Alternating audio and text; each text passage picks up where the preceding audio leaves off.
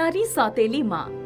विजय ने सवेरे सवेरे अपने बिस्तर पर पड़ी हुई पत्नी राधा को आवाज दी तो राधा बहुत धीरे से ही बोल पाई। राधा, क्या बात है? आज तुम सवेरे नहीं उठ पाई? रोज सवेरे तुम मुझे जगाती थी, आज मैं जगा रहा हूँ। तबीयत कुछ भारी भारी है, फिर भी मैं उठ जाऊंगी। आपके लिए चाय बनाऊंगी। ऐसा लगता है तुम्हारी तबीयत खराब है। एक काम करो, लेटी रहो, मैं चाय बनाता हूँ। विजय किचन की तरफ बढ़ चुका था और पीछे से राधा आ गई, लेकिन वो खड़ी न रह सकी। विजय ने उसे सहारा दिया। अरे राधा, तबीयत ठीक नहीं है, आराम करो। मैंने कहा ना चाय बना लूंगा। मेरी इच्छा थी कि चाय बनाकर पिला दूं, लेकिन अब तो खड़ी भी नहीं रह सकती। शरीर में शक्ति नहीं रह गई है। विजय ने चाय बनाने के लिए चाय का बर्तन चढ़ा दिया। जैसे ही राधा की तरफ उसका ध्यान गया, वो चौंक गया। देखते देखते राधा गिरकर बेहोश हो गई। विजय ने उसे खटिया पर जाकर लेटा दिया।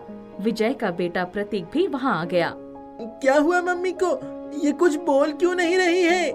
राधा, आंखें खोलो, तुम्हें कुछ नहीं होगा। प्रतीक, पानी लेकर आओ। पानी आया और विजय ने पानी का छींटा मारा तो राधा की दोनों आंखें खुल गई।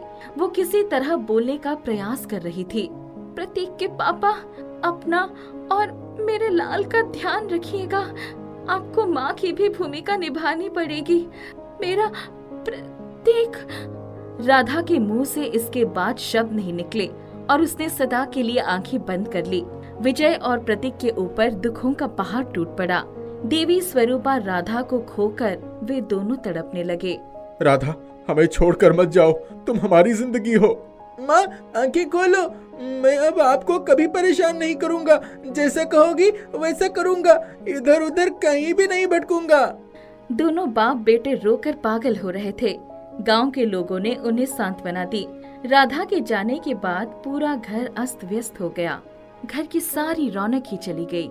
पापा, माँ के बिना ये घर कितना सोना सोना लगता है। यहाँ रहने को जी नहीं करता है।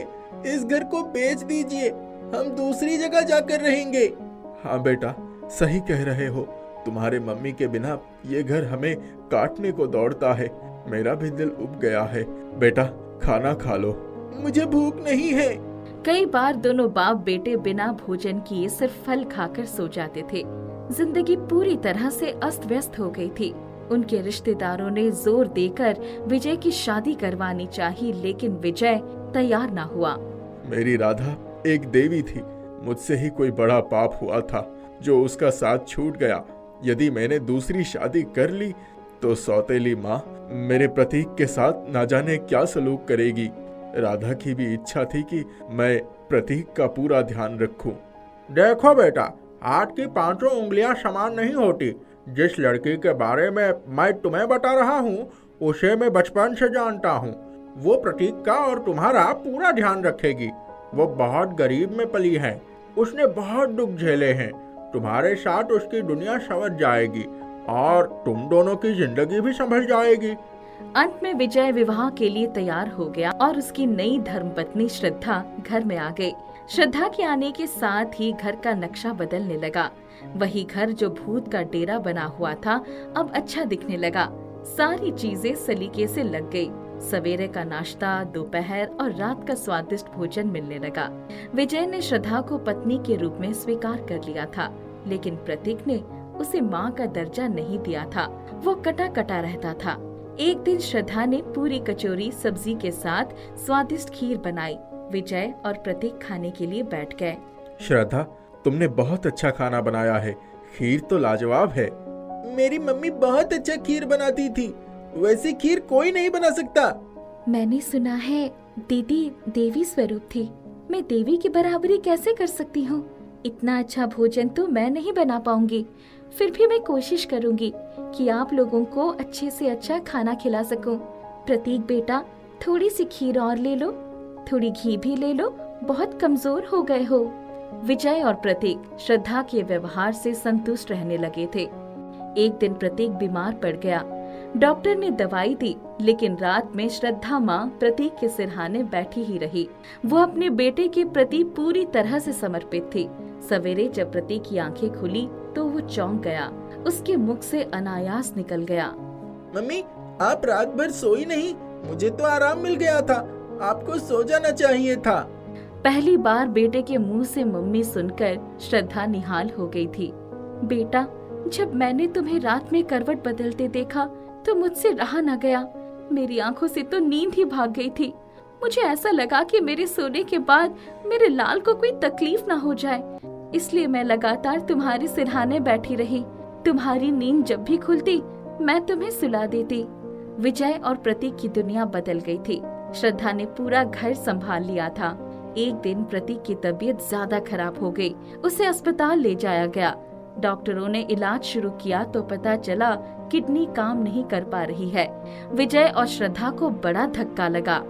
देखिए, बच्चे की किडनी खराब है, किडनी ट्रांसप्लांट करना होगा।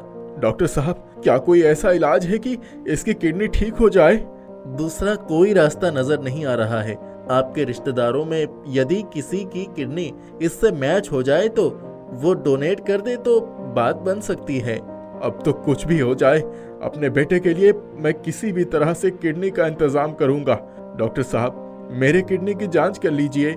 डॉक्टर साहब, आप मेरी भी जांच करा लीजिए। हमारे बेटे को किसी भी तरह से ठीक कर दीजिए। विजय के साथ श्रद्धा भी किडनी के लिए खून की जांच के लिए तैयार हो गई।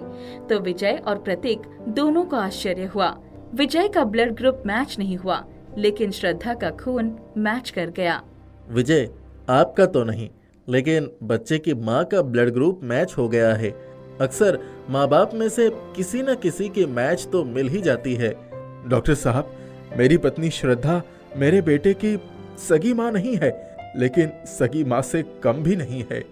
आज तक के मैंने अपने मेडिकल प्रोफेशन में ऐसी केस कभी नहीं देखी।